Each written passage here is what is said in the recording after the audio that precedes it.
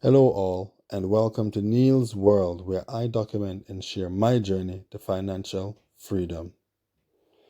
Today, I talk about 6 reasons most people are in debt.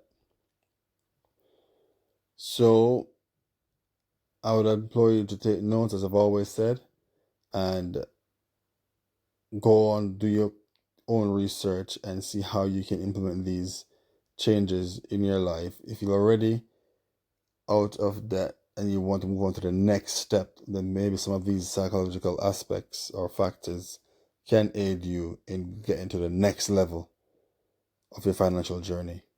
So the first thing is self-control. So it's important to note that the lack of self-control and impulse buying can lead to individuals spending beyond their means, and thus that we all accumulate debt. Because if you live within your means, because when they say spend like a millionaire, how does a wealthy person spend? Do they spend more than what they have, or do they spend within their means? Or the sensible ones, anyways, spend within their means. So if you want to be like a wealthy person, spend within your means, and then learn self-control. Because the inability to delay gratification and prioritize long-term financial goals can result in impulsive purchases and excessive use of credit. Now, impulse buying, individuals struggle with this, need to get it under control.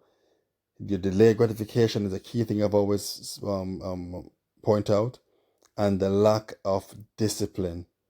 Discipline is key to stick to your budget, stick to your financial plan, and this will stop you overspending and reduce the chances of you accumulating more debt. So this is for you as an individual to take that and move forward with it. The second factor is failure to differentiate between wants and needs. And this is a lot for most people. Some people can't even tell you what the difference is between a want and a need. And the difficulty in distinguishing between your wants and needs can contribute to debt, as we all know. And when individuals prioritize their wants over their essential needs, this results in overspend on discretionary items and neglecting the most important expenses such as housing, utilities, or your debt repayments, your credit card bill, loans that you've borrowed. And this consumer culture we're in right now, where influencers and marketing agencies are using these sophisticated marketing strategies to create a sense of urgency or necessity to persuade us to buy and overconsume, and playing on our emotional decision makings. And these can overshadow the rational decision making and lead most of us down that tunnel to prioritize what we consider a need but is actually a want over what is actually essential. This third item on the list I want to talk about is conforming to mass media and your peers.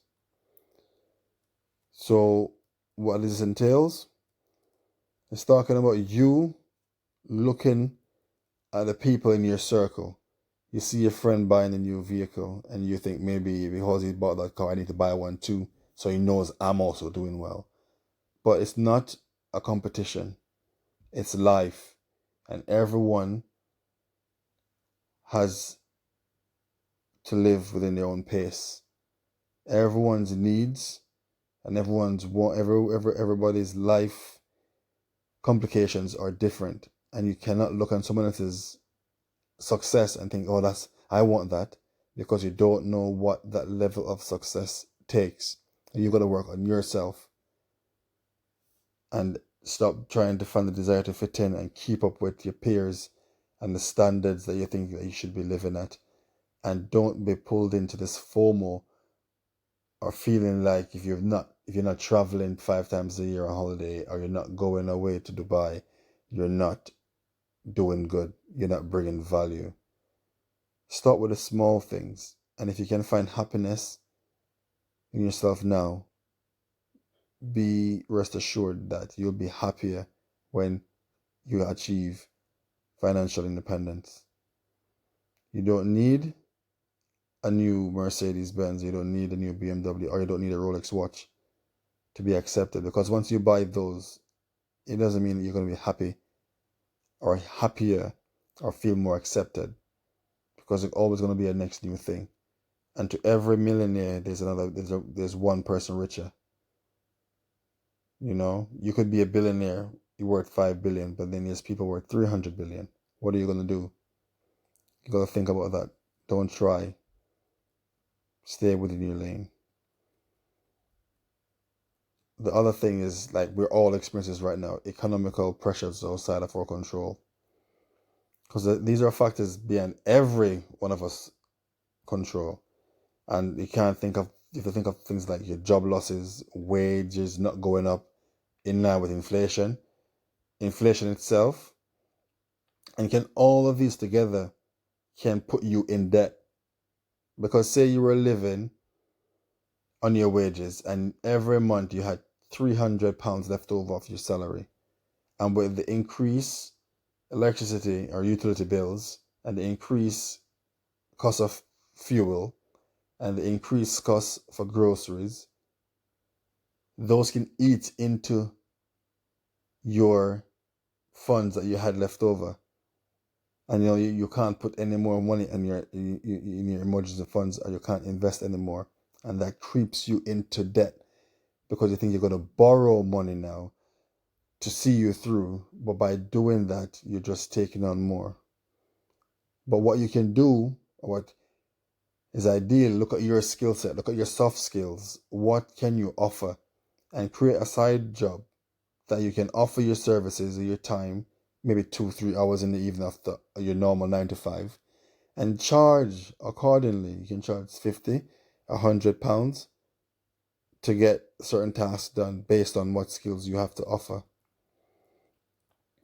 As I alluded to earlier on, keeping up with the Joneses. I mentioned this a second time on it in a different way, because this is what catches us out all the time. We want the next new shiny things. The new iPhone just came out. I need to get that. The new Jordans just dropped. If you're not buying these stuff to sell them back, or you're not buying these as an investment, then why are you doing it? What's wrong with the phone you got now? You need to think about tomorrow, because if you look at everything you're earning right now and what people were earning 15 years ago, 20 years ago, it's a lot more. It's at least 30% more than what they were earning 15, 20 years ago. So do you reckon you'll be able to live off this current income in 15 years' time? The answer is no. But your pension payout is going to be significantly lower what you've got now. So what you're trying to do is invest your money so you can actually have a good retirement later on. And you don't have to work so late or so many hours when you're over 60, over 70. Because we don't know what the future holds. So don't feel pressured. And if you've got real friends who really care about you, they won't drag you down. Number 6, the last but not least, poor money management. The lack of basic money management skills, such as the key one here, budgeting, and even tracking your expenses. Many of us right now will see that we're paying maybe £10 or £1.50 per month for something, and we don't see it as nothing, but it all adds up. Take control over your finances. Know where your money is going, and then you'll see where you can actually make a savings, and then you can divert all that cash that you've now accumulated into an investment portfolio, obviously seeking advice first from a professional. Because without proper financial planning and management of your finances, all of us will overspend and we will fall behind our bills and we won't even have anything in our emergency funds, which is bad. You know, a good emergency funds is you having at least 3 months or 4 months of your earnings aside, base, in case something should happen. So you just take control of that. And don't ignore debt repayment. Don't ignore having a good budget and don't ignore sticking to it. Don't ignore not knowing how much money you have going out because you're so focused on how much money you're bringing in. But if you're bringing in more money, you're taking on more expenses, you could end up like some of the sports players back in the day who were making millions, and the first 2 years after finish playing professional sports, they had no money left over. You have to bear in mind, life goes on. Even after you left your favorite job, so you need to be in the best possible position. Take note, I'm creating some ledgers now and a book, a planner that's going to help you. Once I've done that, I'll link the link in the description. You can go and purchase if you can afford it, obviously. My journey continues, and I hope you have learned something valuable today and you've logged it in. If you haven't already, please leave a comment, like, share, and please subscribe. 68% of my listeners aren't subscribed to my channel. Please go ahead and subscribe. Consistency conquers. And go over now to the Spotify or the Apple Play and listen to my podcast that I posted earlier on today. I've broken these topics even more in depth. I'll see you all in the next one. Bye.